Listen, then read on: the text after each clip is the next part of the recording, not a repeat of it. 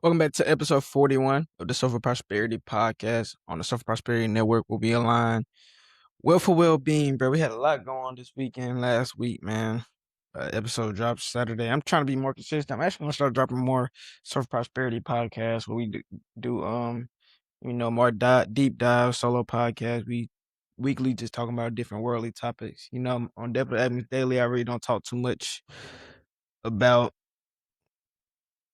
just worldly topics. I focus more on self-improvement, mental health, spirituality, quantum physics manifestation, nervous system healing, things like that. But we're gonna start focusing more on worldly topics like the war, just different things that go on around the world. But today we're gonna start it off with the Oscars, bro. We're gonna start it off with the Oscars. A lot of winners.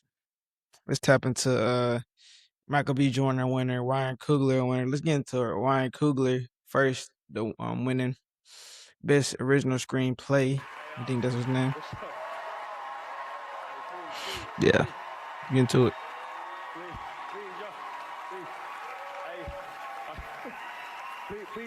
Please sit down, cause I'm very nervous and they're gonna play me off.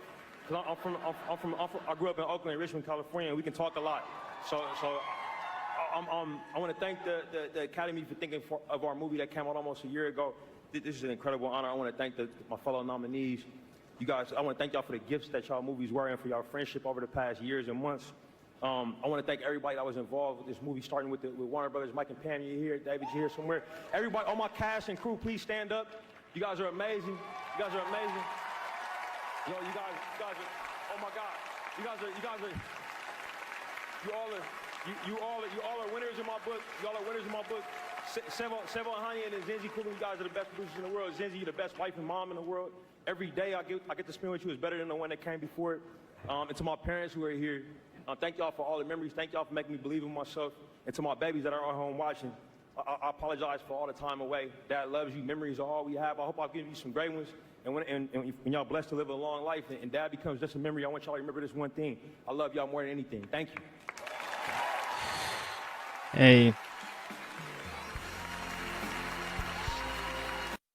Hey, salute to that boy Ryan Coogler, legend producer.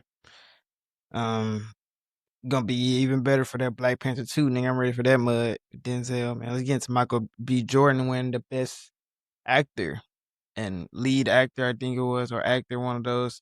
Shout out Michael B. Jordan, he does. Shout out Ryan Coogler as well. Give all his flowers to Compton boys, boy. Say Compton, I forgot where you from. The Bay. Nigga from the Bay. I stand here because of the people that came before me. Sidney Poitier, Denzel Washington, Halle Berry, Jamie Foxx, Forrest Whitaker, Will Smith, and to be amongst those giants, amongst those greats, amongst my ancestors, amongst my guys. Thank you, everybody in this room and everybody at home for supporting me over my career. I feel it. I know you guys want me to do well, and I want to do that because you guys bet on me. So thank you for keep betting on me, and I'm gonna keep stepping up. And I'm gonna keep being the best version of myself I could be. So I just want to say thank you for everybody in this room that had something to do with my success. I love you guys. And everybody at home who supported Sinners, who went to go see the movie once, twice, 3, 4, 5 times, thank you. Because you guys made this movie what it is. I love you. I love you. I love you.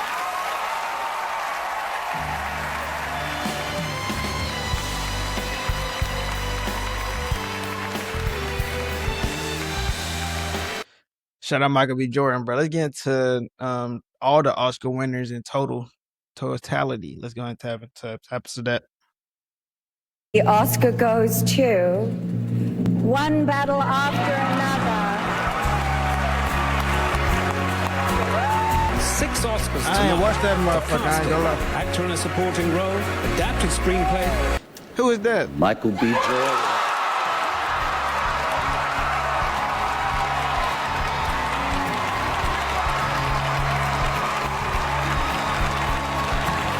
This is the first Oscar win and nomination. Oscar goes to Jessie Buckley. This is the first Oscar win and second nomination for Jessie Buckley. One Battle After Another, Paul Thomas Anderson. This is the second Oscar win. Amy Madigan.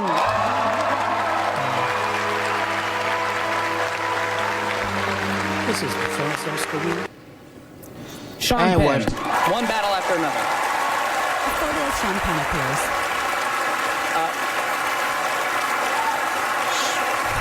One battle after another. Paul Thomas. Niggas winning everything, cuz. Sinners, Ryan Coogler.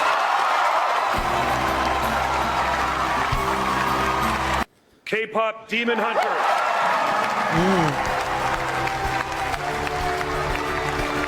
Sentimental value. Norway, Joachim Trier. Sinners. Adam Peralta. One battle after another. Andy Jurgensen. Golden. I'm forgetting what America is, what we live in. Hey, hey, one battle after another. I gotta go watch that film, bro. They won a lot of awards, bro. I have not watched that film.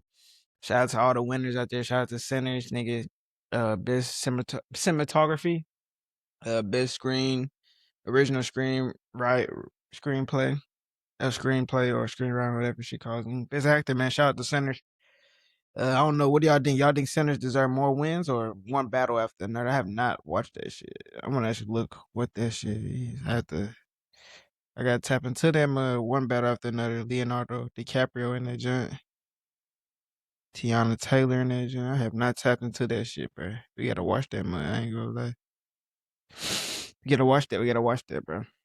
But let me know what y'all thoughts are on the Oscars. If you think who you thought should have won, or who you're happy with that won and got their flowers and those different things. Let me know how y'all feel, and let me know y'all predictions for the next year, bro.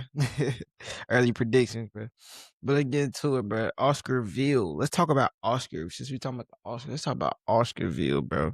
Lake Lanier and those things. Let's get into that video. Once upon a time in Forsyth County, Georgia, there was a thriving black community called Oscarville. It was home to hard-working farmers, business owners, and families who had built a self-sustaining town after the Civil War. But what happened next would erase Oscarville from history, literally. Black families worked the land, built schools, and worshiped in churches they had constructed with their own hands. Their town was living proof that black success was possible in America. But in 1912, everything changed. That year, a white woman named May Crow was found dead, and without any real evidence, white residents blamed 3 black teenagers. Robert Big Rob Edwards was dragged from the jail by a lynch mob and brutally murdered. This shit stay The other happening. two, Okay. Ernest Knox and Oscar Daniel, were given a rush trial and sentenced to death. Their fate was sealed before they even had a chance to defend themselves. White mobs unleashed terror across Forsyth County, burning black homes, churches, and businesses to the ground. Black families, over 1,000 people, were forced to flee in fear, leaving behind everything they had built. This wasn't just an attack, it was a racial cleansing. Once the black residents were gone, white families took over their land, homes, and businesses. No one returned the stolen property. No one compensated the rightful owners. The land that once belonged to the people of Oscarville was erased from history, as if they had never existed. Forsyth County became an all-white county, a place where no black family could safely live. Shit insane, bro. I'm gonna tell you, we gotta dive into that shit even more. It's crazy how it goes, bro. There's so much hidden history. Even we're gonna talk about that in the next episode. I might do that show on David Adams Daily, talking about the New York Central Park. Let's actually tap and see if I can find that video. But like, it's like Central Park, kind of same thing. They buried that shit, and they put a lake over this original town owned by black people, black businesses, boom, black black people doing their thing. Every time they do that shit, Tulsa, so many different places where they've done this bomb, the Philly bombing, the forum bombing. Like, it's been plenty of places where they have done this shit. It's just insane. And they cover up the history. They don't teach none of this shit. Bro. They do not teach this shit in history class at all. Central Park. Let's tap into that shit.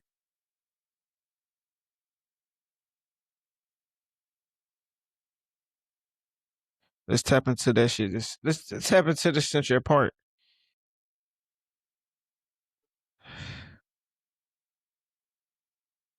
Let me see if I.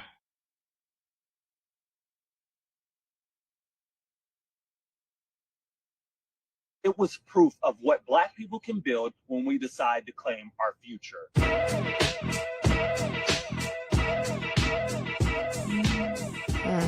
are in the heart of Seneca Village.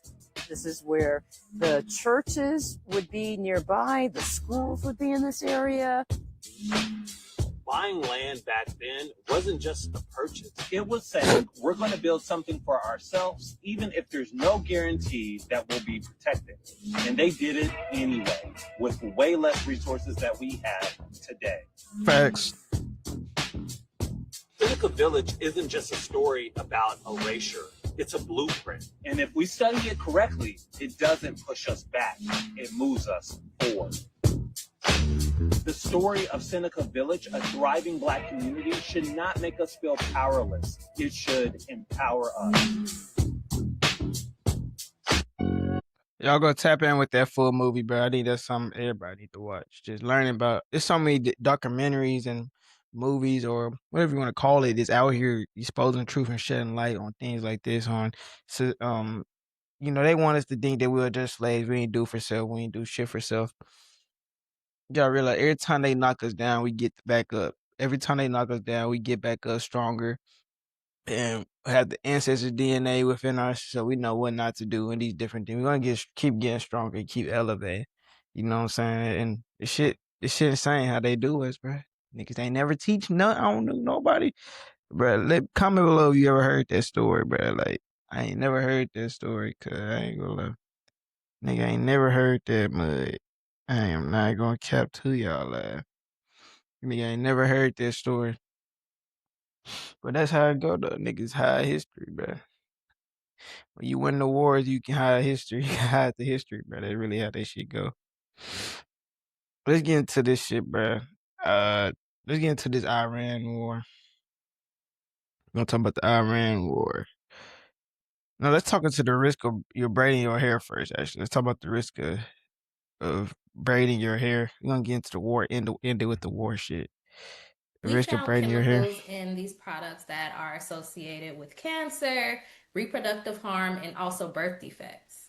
A style often deemed as protective for black women is now under scrutiny as 2 new studies warn of health risks in hair extensions. Consumer Reports revealing new findings that human, synthetic, and plant-based hair extensions from 30 brands have volatile organic compounds or heavy metals like lead. Human hair by far had the most lead that we've ever seen in testing these products, orders of magnitude above synthetic hairs. The study looked at 3 samples of each brand, and there were some exceptions. One product with no heavy metals, another with low heavy metals. So that tells us that these manufacturers can make a safer product. Nearly a year ago, we spoke with medical student Crystal Thomas, whose commentary on braiding hair led to Consumer Reports' first analysis. I noticed my hair was itchy and it was just difficult to breathe overall. Now, research is expanding. The Silent Spring Institute, a scientific research nonprofit, testing 43 hair extension products. The hair containing 169 chemicals, including flame retardants and pesticides.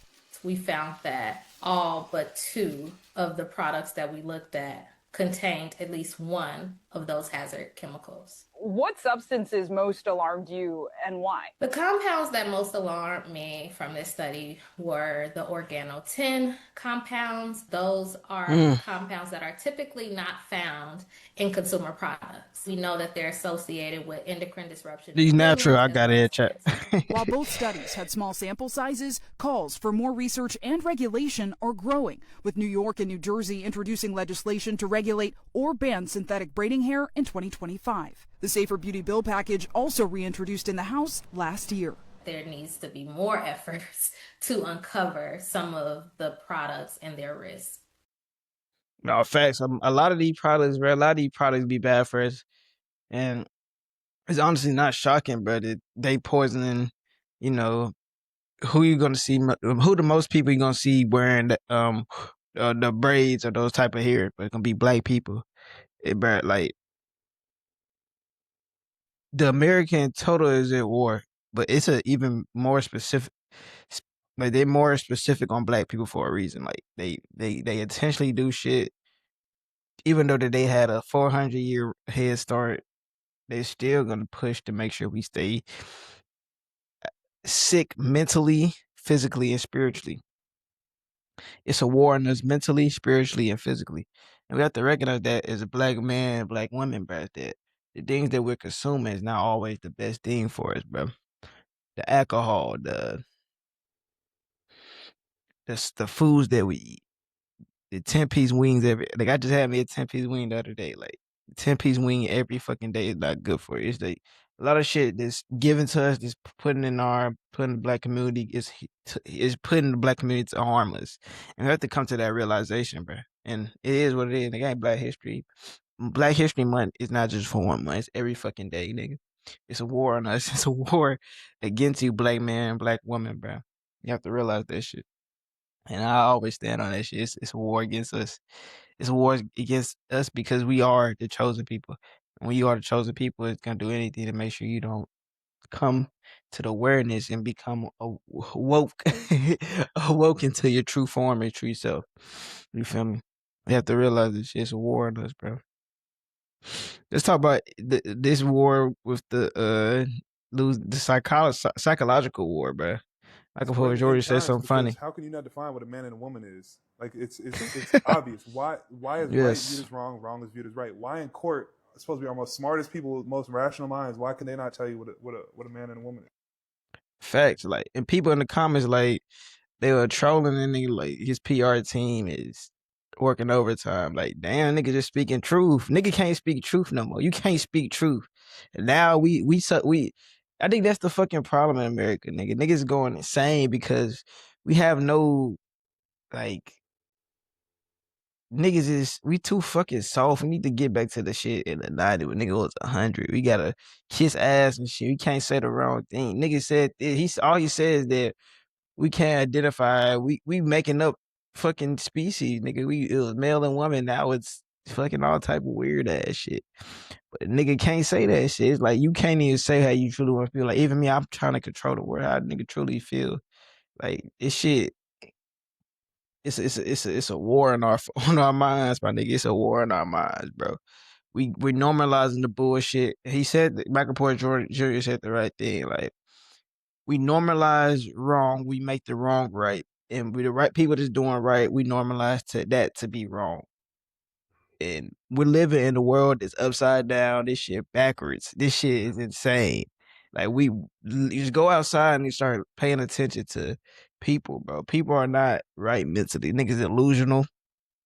All type of shit, bro. All type of crazy shit going on. So it's like, you gotta be very conscious, but be careful what you teaching your kids and with the TV, with the friends they hanging around, bro. Your friend can teach you the wrong shit.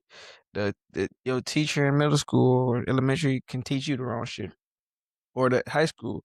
What that shit say, bro? My nigga, Malcolm X said, he said some fire shit. Like,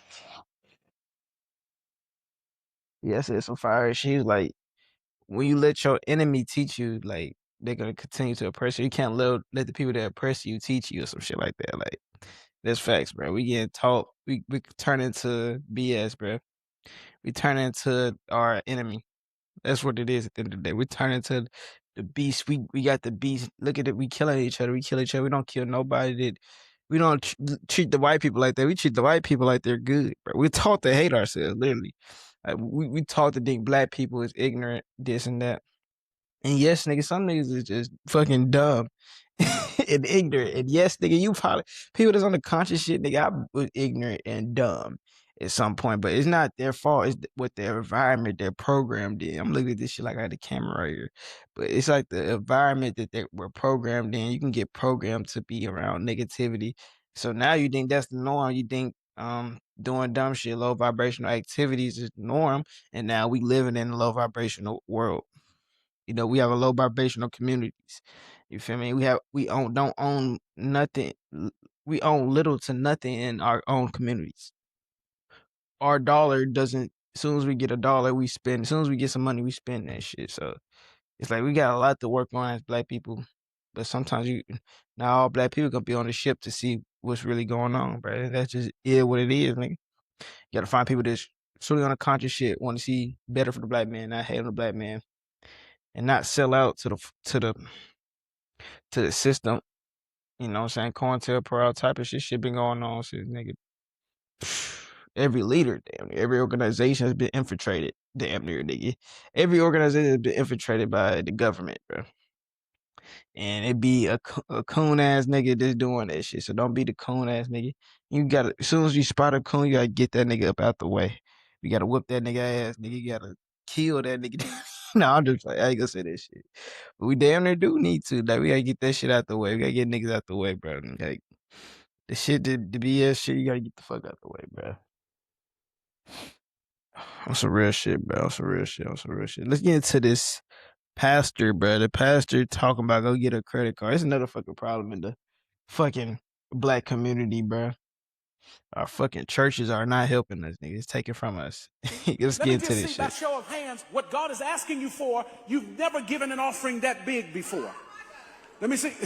If you believe in God for your business to make $1 million, it could be a $10,000 seed. If you believe in God, it could be a $20,000 seed. I'm just going to tell y'all, it's already in writing. I'm believing God for 7 people to give a $20,000 seed. I know they're going to have this on the internet, but I don't care. Somebody going to hear it, and they're going to give the $20,000. I'm believing God for so many of you. I don't know the number right offhand, but I'm believing God for a number of you to give a $10,000 seed, a number of you to give a $5,000 seed. Some of y'all sitting in here right now with $5,000 purses. They don't never have a sale. If Louis Vuitton had a 24-hour sale, some of y'all would apply for a credit card. I'm telling, put it on the internet, I don't care. Go apply for a credit card. You would apply for a credit card to do anything else? Go get you a credit card so you can obey God. Nigga say go get a credit card so you can obey God.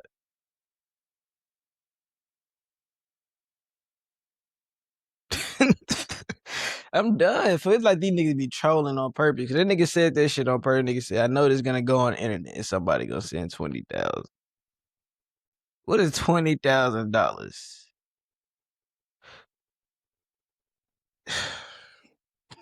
Go back to the Drewski skit. Go back to the Drewski skit. This niggas got mad at Drewski. He probably one of the pastors that was mad as fuck at Drewski. Like, hey, bro, as long as the money going to kids, improvement, the community, people that's in need, I can understand 20,000, bro. But like, where's this money going? These different things. Why does it keep being money? These outrageous amounts. 20 fucking thousand, nigga. 20,000, nigga. What church that is, bro? 20 fucking thousand, bro. I can't make this shit up, bro. I can't make it up. I hope that shit was 20,000 total or some shit. Not like one person, bro. That shit is insane, bro. Like, it's like we keep. It's like this shit happen every other week. Oh God, shit happen every other month. The pastor saying some wild shit, bro. But let's get into this shit though, bro. Let's get into this war. We done ran away from it long enough. Let's tap into the war, bro. This nigga Trump out here lying about the kids, bro. Did the United States bomb a girls' elementary school in southern Iran on the first day of the war and kill 175 people? In my opinion, based on what I've seen, that was done by Iran. Is that true, Mr. Higson? It was Iran who did that? We're certainly investigating. Still investigating. But the only side that targets civilians is Iran. We think it was done. We think it was done by Iran.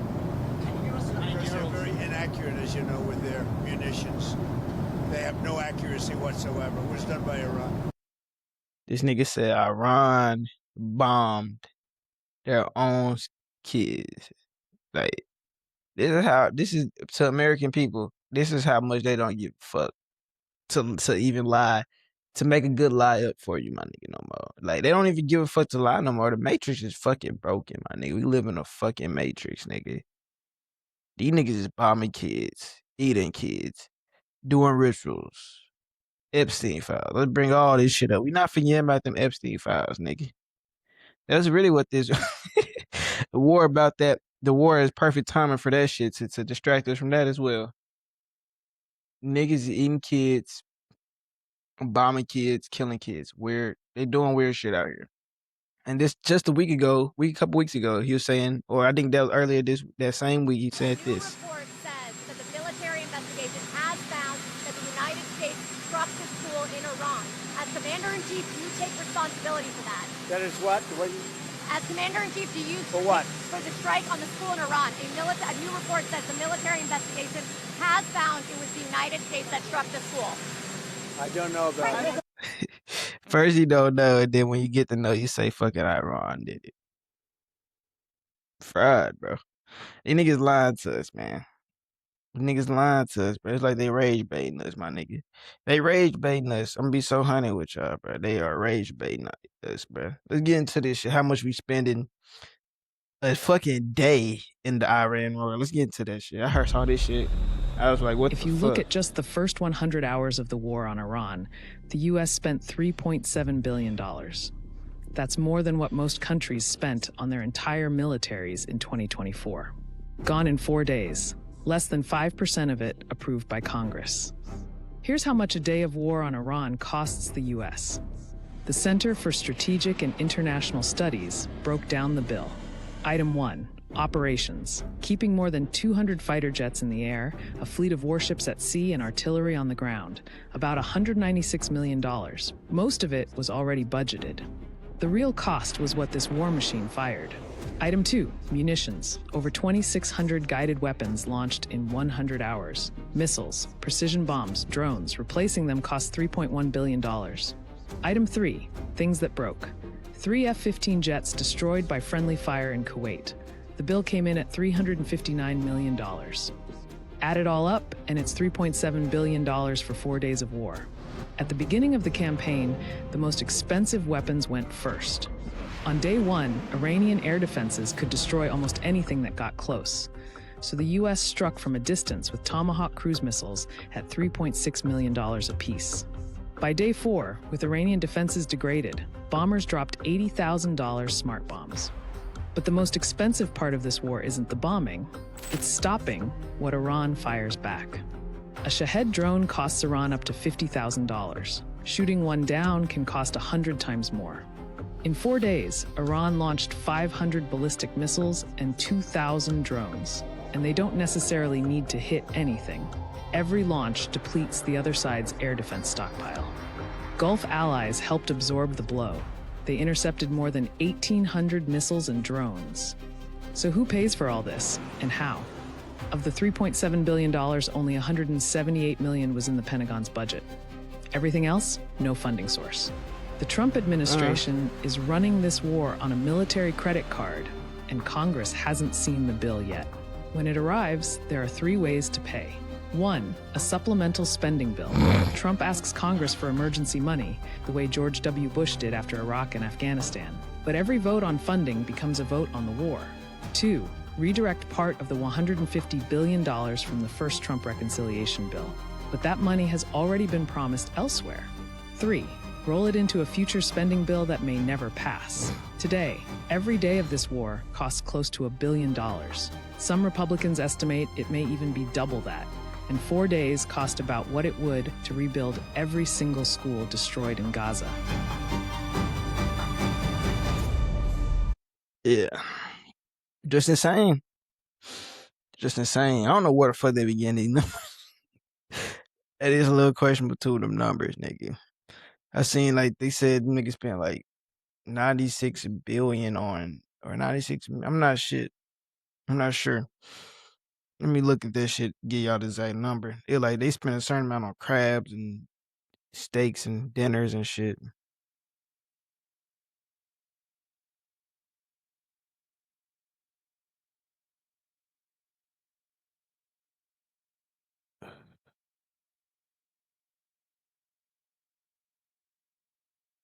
I'm trying to see what's that shit. They said like niggas was spending a certain amount on steaks and shit. That shit is insane though in general. It's insane. There's no excuse, bro. We at war. Let's get into my nigga Jane, bro. Let's listen to my nigga Jane talk about this shit, bro. I would have heard about me. He playing this war pretty good. Right now, there is a war happening in the Middle East that could destroy the one system keeping America the most powerful country on earth. And no, I'm not talking about the military. I'm not talking about aircraft carriers or nuclear weapons or fighter jets. I am talking about something way more powerful than all of that combined. I am talking about the petrodollar. See, most people look at the Iran-Israel conflict and they think this is about religion. They think this is about territory. They think this is about who launched what missile at who. But that is the surface. That is the movie playing on your screen, while the real plot is happening behind the curtain. Because what is actually at stake right now is the financial system that has kept the United States dollar at the center of the entire global economy for over 50 years. 50 years. And right now, that system is cracking. The math is breaking. The geography is shifting. And the craziest part? Most people have absolutely no idea it is even happening. They are watching the explosions on the news. They are watching the political speeches. They are picking sides. And meanwhile, the actual game, the real game, the one that determines who controls the global economy for the next century, that game is being played right underneath their feet. So today, I am going to break this down for you. Not the version you see on CNN, not the version you see on Twitter, the real version. The version that is about money, oil, game theory, and the future of American power itself. Let me say this one more time so it really sinks in. The war between Iran and Israel is not just a military conflict. On the surface, yes, it looks like one. You see the missiles, you see the drone strikes, you see the retaliations, but underneath all of that, what is actually happening is an economic war. It is an attack on the financial engine that powers American global dominance. And this is not some conspiracy theory. This is not speculation. This is game theory. This is geography. This is cold, hard, brutal math. When you strip away the noise, when you strip away the media coverage and the political talking points, what you are left with is a calculated strategic assault on the system that allows the United States to borrow trillions of dollars, fund the largest military in human history, and maintain influence in every single corner of the globe. That system has a name. It is called the petrodollar system. And if you do not understand how it works, then you cannot understand why this war is happening, why it is happening now, and why the outcome of this conflict could reshape the entire global order for the rest of our lifetimes. So let me paint the picture for you. Right now, if you turn on any news channel in the world, here is what you are going to see. You are going to see footage of missiles flying through the sky. You are going to see explosions lighting up city skylines. You are going to see politicians standing behind podiums, delivering carefully written speeches about security, sovereignty, and the right to self-defense. You are going to see military analysts drawing arrows on maps, talking about strike zones and interceptor systems and casualty reports, and all of that is real. I am not saying it is fake. Those things are happening. People are dying. Infrastructure is being destroyed. The human cost of this conflict is enormous, and it should not be ignored. Yeah, it's insane, bro. The petrodollar, that's something I learned about like early 2020, 2021. That's why I feel like all this shit kind of like crazy. Like, nigga, a lot of people came on waking to a lot of these truths that's coming out to be true. And that was crazy, like how the petrodollar, how the war on American dollar, bro, it's kind of insane how like to get through that. I forgot what it's called. I don't want to give out the wrong information. Like something dealing with Iran. Like they could trade the oil through Chinese money or the Chinese dollar or some shit. I was like, damn, man, we really living in this shit, nigga. We living in World War III, nigga. What the fuck? What the fuck, nigga? Why me? Let's get into Jane, bro. The prediction for the next 2 to 4 years for Americans, bro. Okay? First prediction, of course, is that the U.S. will use ground troops. Because using ground troops will create a national draft. And what does a national draft do? It creates a civil war, right? A lot of young people are going to refuse to fight in this war. And this is going to create protests. Then America will have no choice but to deploy the National Guard. And this will create the recipe for a lot of civil conflict in America. Okay? Another thing that will happen is because you use ground troops, you will lose the war, and then CENTCOM, which is the American military in the Middle East, will then transfer over to Israel. Okay? What's happening in this war is that the economies of the GCC are being destroyed. And that's part of the plan. Okay? Because for Israel to achieve the Greater Israel Project, it needs to absorb the GCC and parts of Turkey and parts of Egypt. Okay? So another way of saying this is that the GCC is basically finished. The intention is to collapse their economies and make them irrelevant. Right? The third thing we can expect is that Turkey will enter this war, and Saudi Arabia actually, will enter the war. Because you want to use this war to weaken opposition to these eschatologies as much as possible. Okay? So Turkey and Saudi Arabia will enter this war, and they will suffer tremendously because of their participation. All right. Again, the Al-Aqsa Mosque will be destroyed. Yeah. Okay? And then you have the rise of Persia. Okay? The rise of Persia. Why is this important? Because you need the Islamic world to unite against Israel for the end of days. Right? So you don't mind if actually Iran wins this war, because by winning this war, Iran will activate its Persian identity. And this is important for eschatology because in the war of Gog and Magog, people are interpreting Gog and Magog, which will march against Israel. They're interpreting Gog and Magog to be Persia and Russia. Okay? Okay? Together they will march against Pax Judaica. Number 6 is that in Israel, you will achieve the Pax Judaica and the Greater Israel Project. Okay? So the Greater Israel Project and Pax Judaica are not the same thing, guys. Greater Israel is just basically the territory that the Israelis believed that God had promised their ancestor Abraham. Pax Judaica is a one world government, okay, based on AI surveillance and the mark of the beast. So what will happen is that Israel will use this war to expand its territory, and then what will happen is that capital, technology, will then start to flow to Israel in order to create the Pax Judaica. So think of companies like NVIDIA, Oracle, Microsoft, Google. Well, they'll probably transfer themselves to Israel because that is where the power will rest. Okay? So Pax Judaica. Then you will have Russia winning the war in Ukraine. Okay? And then return Greeks to Constantinople. The fuck? Basically, another way of saying this is, it is possible that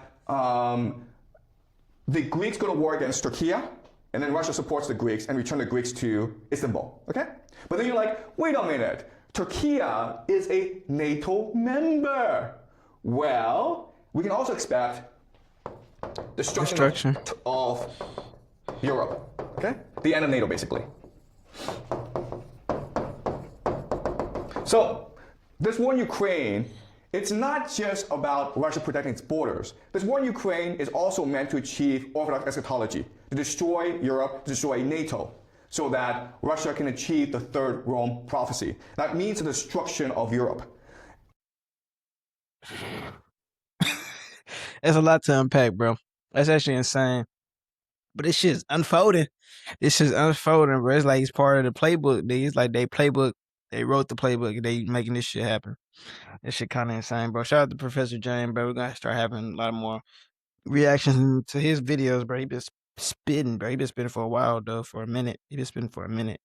Just now, really getting his fan. Should be crazy how it go. Niggas get they light on CNN and some more shit, bro. Let's tap into the McDonald's. We're gonna end it off with the McDonald's CEO, bro. Chris K here with, you've heard about it. Here it is, the Big Arch. This is something that we have tested already in Portugal, Germany, Canada. I love this product. It is so good. I'm going to do a tasting right now, but I'm going to eat this for my lunch, just so you know. So here we go. First, holy cow. God, that is a big burger. We've got a very unique kind of sesame poppy sort of bun on it. We've got 2 quarter-pound patties, a delicious Big Arch sauce, and of course some lettuce. So, oh, there's so much going on with this. First of all, let's try to get this thing, I don't even know how to attack it. Got so much to it. Oh, there's also some crispy onions on here as well. I see those kind of coming out. All right, the moment of truth. Baby nigga spiritual soul. That is so good. That's a big bite for a big arch. It's distinctively McDonald's. Only McDonald's could do this type of burger, but it also is Bite unlike again, anything else on our menu. It's a delicious product. You know, you've got sort of the cheeses and the gooiness. Bite again, but those nigga. crispy onions as well gives a nice texture. And of course, we've got the pickles. So I'm going to enjoy the rest of my lunch, but Big Arch, try it when you can get it. Try it when you can get it. Hey, bro, I can't believe niggas. I used to eat this shit. I eat this shit growing up. Nigga. I do not eat McDonald's no more. Put the McDonald's there. This nigga took a little itty bitty ass bite. Put the squid with me on this. Nigga took that itty bitty ass bite. Cause nigga did not fuck with that shit. And nigga did not eat the rest of that shit when the camera went off me. I ain't gonna lie, bro. We gotta stop eating these fast foods. These niggas was in the files, bro. We gotta stop eating these fast food. We don't know what the fuck we eating. What they putting in the meat. This inorganic meat. They print meat, 3D meat. Nigga, we not even eating real shit no more. Niggas don't even be food. Niggas still be hungry after they eat this shit. But nah, bro, I ain't gonna lie, bro. That's gonna be the end of this episode. A lot going on in the world, bro. I'm gonna get up with y'all guys. Hopefully this gonna come out Monday. This Monday right now. I'm gonna drop this today. And then we're gonna drop some Wednesday. I think that's gonna be the pod days. Monday, Wednesday, and Saturdays. That should be the pod day. Let me know what y'all think, man. See you guys on the next episode, though, man. Make sure y'all take care of yourself. 444. Make sure y'all hit that like button and subscribe button. Love y'all.